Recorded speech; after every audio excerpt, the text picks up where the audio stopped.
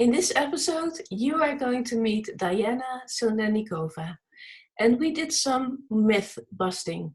We spoke about differential susceptibility, about the um, avoidant attachment style, about her biggest insight working with Elaine Aron for so long, and much more. Here's her bio. So Diana Sinelnikova is the president of the Emmy award-winning production and content development company, the Global Touch Group in New York. During the course of her career, Diana produced documentaries, feature films, TV shows, branded entertainment, and created socially significant and globally relevant campaigns for non-profit foundations. Most recently, the Foundation for the Study of Highly Sensitive Persons, founded by Dr. Elaine Aron, whose international bestseller revolutionized how we view HSPs. So in crafting scripts or campaigns, Diana always finds unique angles through which to deliver a combination of entertainment, engagement, and information. And in collaboration with Dr. Elaine Aron, an Emmy Award-winning film director of Oprah and Clint Eastwood, Will Harper, Diana created and produced the groundbreaking, internationally released Sensitive series designed to educate global audience about the trait of high sensitivity. So the original and most famous documentary, which is The Sensitive, The Untold Story, featuring Alanis Morissette, one of the highest rated documentaries on mental health. Sensitive and in Love, the first and only feature film about HSPs, and most recently a documentary, Sensitive Lovers, a deeper look into their relationships. Hosted by Dr. Elaine Aron and her husband, world's most famous scientist of love, Dr. Arthur Aron. Currently, Diana's primary focus is on work that has social significance and people who make the world a better place. Enjoy! Here's Diana Sinelnikova.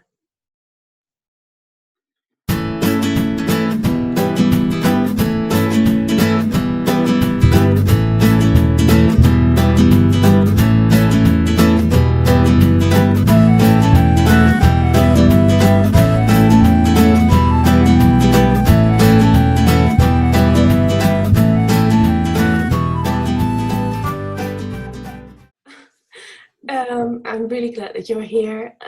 You are the producer, and your company is called the Global Touch Group, based in New York, and now also offices in Asia. And you produced 3 movies about highly sensitive people. And that's why I want to know all about it, because I really wanted to include the sensitive, the movie within this summit experience, because I find it so important that this is a really valuable, accessible way for people to get a little bit behind the scenes of your important work. Thank you very much for creating this. Suzanne, thank you so much for having me, first of all. And thank you for doing what you do and raising awareness about the trait of high sensitivity. It's so important, so critically important to educate the public about this. So we're pretty much doing the same thing, just differently. So our company, the Global Touch Group, is an Emmy award-winning production and content development company. And basically what we do is we connect audiences and we raise awareness about maybe a brand, a person, a phenomenon like the trait of high sensitivity. And we do that through films and campaigns. And when we had an idea of creating, first of all, when we met Dr. Elaine Aron, who wrote The Highly Sensitive Person and is the scientist and the authority on the trait of high sensitivity, if you will. The idea was to create a campaign and a documentary that would reach the masses, that would be as mainstream as possibly can. So we created Sensitive the Untold Story that was released in 2015, and it was it was #1 documentary on mental health. Yeah. And is now available on Gaia, Amazon, online, everywhere. And we were very lucky that when we were producing the film, we got a call from Alanis Morissette, who is a world-renowned singer and a songwriter. And it turned out that she is a highly sensitive person, raising a highly sensitive child. Now she has 3, back then she only had 1. And she asked to be in the film.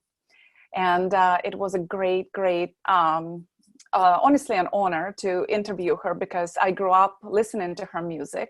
Yeah. And it was almost like really surreal to have her in the original documentary on the trait of high sensitivity.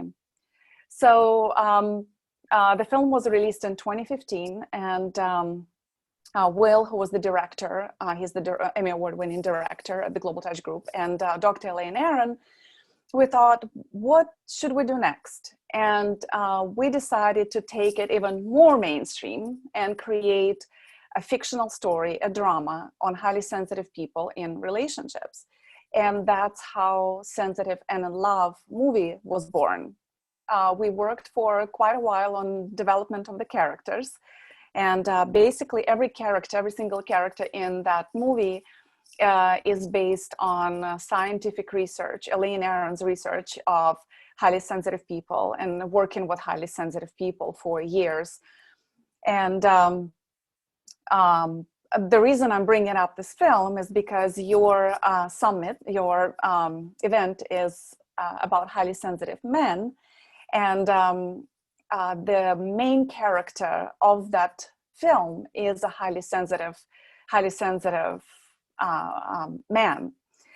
His name is, in the movie, his name is Robbie Taylor, and he's played by this actually well-known actor, Jose Rosete, who became famous through The Walking Dead, and now he's working all over the world. But we were lucky to have him to play the main character in Sensitive and in Love, the character of Rob. So first of all, you know, the idea behind this film was that highly sensitive people who don't know about high sensitivity learn about high sensitivity, but also non-highly sensitive people really get a gut level understanding of what it's like to be in a relationship with a highly sensitive person. Yes, and and the character of when highly sensitive people watch the film, a lot of them said, well, is Rob really a highly sensitive person? Because he's so angry, the way he treats his wife Maria, who is so caring. She's like a mother figure to him. She is so loving, she's so caring. And he is just, there are moments when he is just rude and selfish. And actually, yeah, he is he really plays a highly sensitive person very well. When we did our research, when we interviewed men for our original documentary, Sensitive the Untold Story, all of them mentioned anger. And pretty much all highly sensitive men have a very similar childhood story. When they were growing up, they, you know, their parents, their fathers didn't want them to show sensitivity. It's a sign of weakness, especially in our culture. So it was okay to show, it was not okay to show anger was the only emotion that it was okay to show. A lot of them mentioned anger. And the story was very similar. When they were growing up, their fathers didn't like that they were sensitive. They looked at it as a sign of weakness. They wanted to toughen them up. We hear very often in our culture, you're a boy, why are you crying? Stop crying, be tough. So boys learn that it's not okay to show emotions. It's not okay to be sensitive, but it's okay to be angry. So a lot of them grow up and they have that anger, also anger from being misunderstood. So Robbie in this movie, Sensitive and in Love, he he grew up in a very emotionally neglectful family. His mother died when he was very young, but old enough to remember.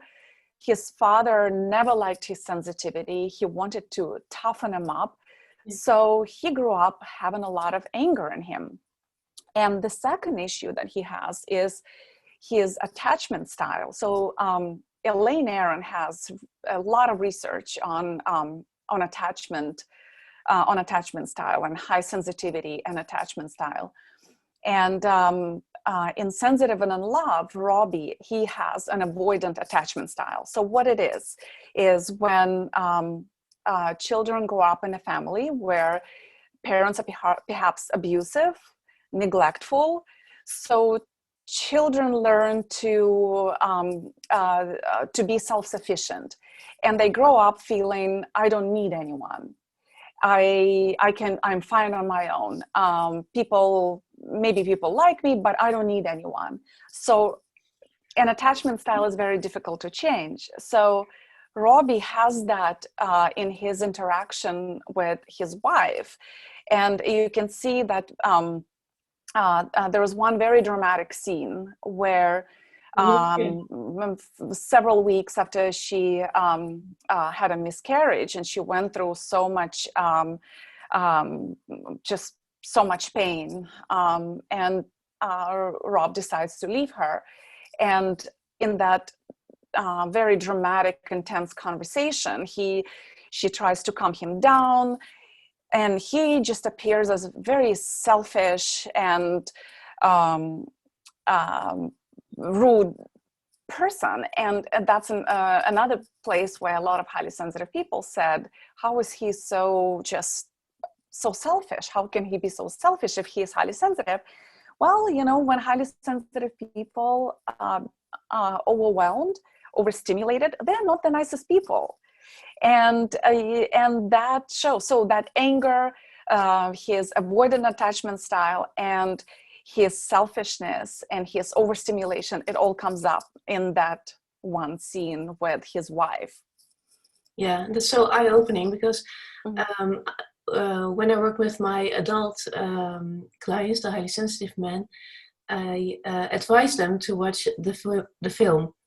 And usually when they fly over to Italy and we do the one-on-one retreat here, they sometimes watch the film in their hotel room, and then we implement it in their retreat. So each day we go a little bit deeper. So that's advice for all the coaches and psychologists, everyone who's therapists who are watching. This is a wonderful, valuable tool to just implement within your sessions.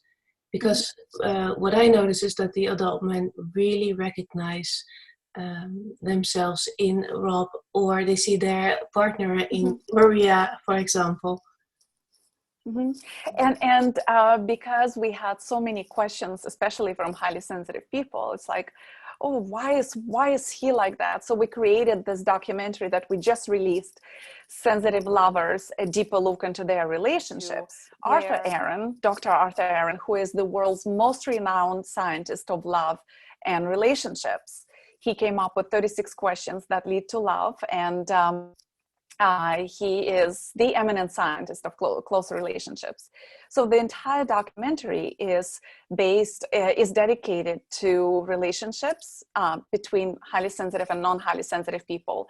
And in addition to that, they also break down some of the scenes of Sensitive and in Love and explain from the psychological standpoint why Rob and Jessica, his sister, they're both highly sensitive, why they act and react a certain way. You also mentioned that you are going to do a highly sensitive man film or documentary. What will be in the future? So this is something that's in development now, and we were not planning to, but it seems that so after Sensitive and in Love was released in 2020, it almost became like a year of a highly sensitive man. So there were a few books released by different authors, And there's just so much conversation on the internet. And so I've been approached also by a few people who said, why don't you do something about highly sensitive men? And I think it's time. And I think there are a lot of men who want to tell their story. And one thing to remember, that the trait of high sensitivity is, it is such a great thing. 20% of people are highly sensitive. But people who are highly sensitive, they're deep thinkers. A lot of them are creative. They have more empathy.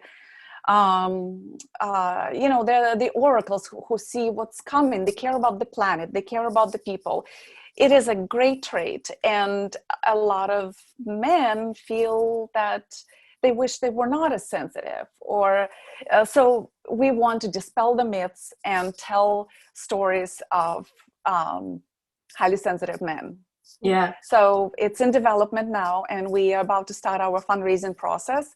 So hopefully it will materialize soon. Yes, I hope so. Yeah, and I will support you in any way that I can. It's really essential that there's more awareness about that, especially not only for the men, but when you support the men, you also support the women and the children. So I totally see and know why this is exactly, really Suzanne. important. It all goes back to educating parents, most of all, so that they understand their children's sensitivity. And that's what we see more and more of now, because the original documentary, it's now available in like 5,000 universities. It's becoming part of the psychology curriculum in some of the colleges. And teachers are watching it, parents are watching it, and it makes them want to read Elaine Aron's book, The Highly Sensitive Person. So it's definitely getting out there, and people are learning about it. And the more parents understand that, they understand it about their children, and it's just better. It's just better overall for everybody. Yeah. And one of the things that I wanted to mention is when we set out to create Sensitive and in Love film, when we were creating the characters, our main question was what message we wanted to send through the characters of Sensitive and in Love. And we decided that what is the most important thing that applies to all highly sensitive people? And that's the message of differential susceptibility. And differential susceptibility is a very well-researched idea that highly sensitive people are more negatively affected by negative environments and negative experiences that they make, and more positively affected by positive environments and positive experiences that they make than non-highly sensitive people. And what that means, that if children who are highly sensitive grow up in an environment that is unsupportive, their parents are unsupportive, they don't understand their sensitivity, they have bad experiences, they can grow up and develop anxiety and depression. And children who are highly sensitive and growing up in families with supportive parenting, they're even more affected by that, positively affected. So they grow up to be independent, secure, and with high self-esteem. And also, what's also been found, that highly sensitive people, because they're more affected by positive environments and interventions, they also benefit more from therapy or any kind of positive intervention. And one of the messages of the movie Sensitive and in Love was that highly sensitive people who come from negative backgrounds, they can heal. And we hope that people, by watching this film, non-highly sensitive people, they have a better understanding of their highly sensitive partner, and highly sensitive people perhaps heal a little more as they watch the film. Yeah, for sure. Yeah. So I know you got a lot of email afterwards, Yeah. after the Yes. release. Can you share with us what kind of questions did you receive? You know, it's that's one of the most rewarding things, of course, is when people actually write to you and say that this movie changed their life, and they haven't heard about high sensitivity, and they watched the film and it made them understand their entire life, and now they feel like reborn or new people. But one of the things I wanted to bring up that I actually notice on the internet, I also run a sensitive page on social media, and we have about 20,000 followers. And one of the very consistent things that I notice is a lot of highly sensitive people talk about high sensitivity as a condition or a diagnosis. That's a no-no. You cannot be diagnosed as a highly sensitive person, because high sensitivity is sensory processing sensitivity. It is not a condition. If you think about nature versus nurture, it's definitely nature. So people are born this way. It's like having brown hair or blue eyes.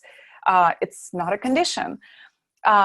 There is some sensory processing disorder, and that's a totally different thing. A good place to learn about the science behind all this is Elaine Aron's website, hsperson.com. Yeah. But high sensitivity is sensory processing sensitivity and is a temperament trait. It's part of your personality. So you cannot be diagnosed as a highly sensitive person. It's just part of your personality. And another thing that I wanted to bring up is in popular literature and also on the internet, you will hear this word empath a lot. There's even something like highly sensitive empath, and I just want to bring up that empath, if you look at the etymology of the word, it means extrasensory ability that is unexplained by psychology or science. It has nothing to do with the trait of high sensitivity, which is a scientifically based psychological trait. Yes, a person can become an empath, but empath has nothing to do with a highly sensitive person. So we have to make sure that people understand, because by calling highly sensitive people empaths discredits the science behind the trait of high sensitivity. So that's very important that things are kept separately. Yeah, that is addressed. Yeah. So, with which character did you identify the most with in the film? Well, if I tell you, I'll tell you too much about myself. No, Maybe I'll tell you privately, not on the internet. That's a very good question. When we developed these characters, Elaine Aron and Will and myself, there is, I would say that there is a little bit of all of us, including Elaine, in all of the characters. And a lot of the characters, there are some of the lines that they say that we may have said. There are some of the experiences that they relive that one of us may have relived. So I won't tell you which, but I'll tell you that there's a little bit of me in all of them. Okay, afterwards, right? Yes. Okay.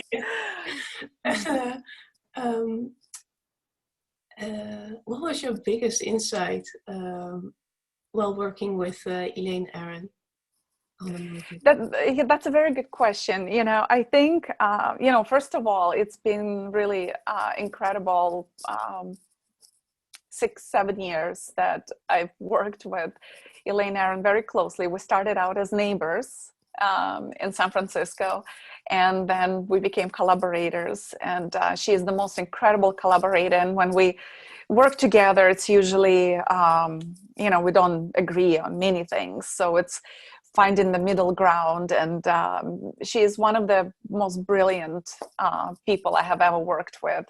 And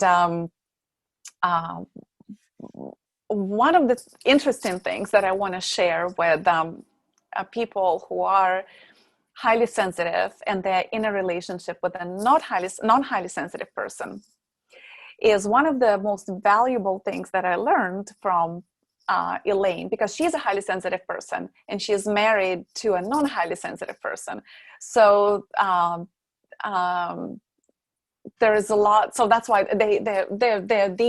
Art and Elaine are the authorities to talk about this kind of relationship. But one of the things I learned that's very interesting is, highly sensitive people reach a threshold very quickly. Like when we become overstimulated or overwhelmed, it happens very quickly and it shows very differently. Like, for instance, me personally, I become hangry. I become angry when I'm hungry, and everything has to stop. I cannot function. So somebody else it may feel that they need to have downtime immediately. They need to be alone.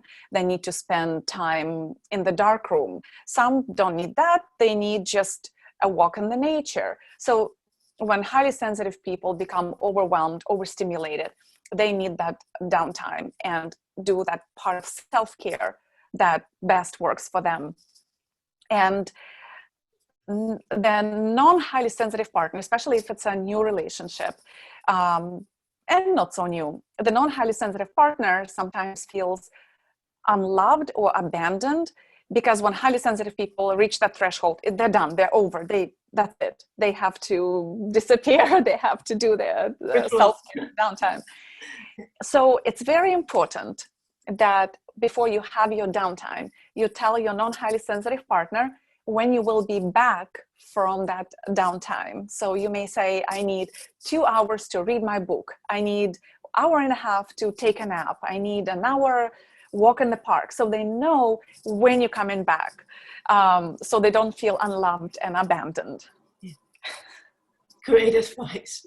Yeah, definitely. Because otherwise the non-HSP is waiting and waiting and maybe thinks it's personal. Well, exactly. Yeah.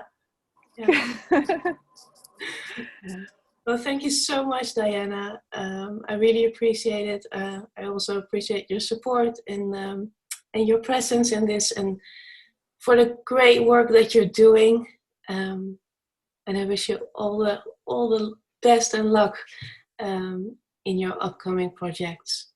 Thank you so much, Suzanne. Thank you so much for having me. And thank you also for what you do. And good luck to you in beautiful Tuscany. Thank you.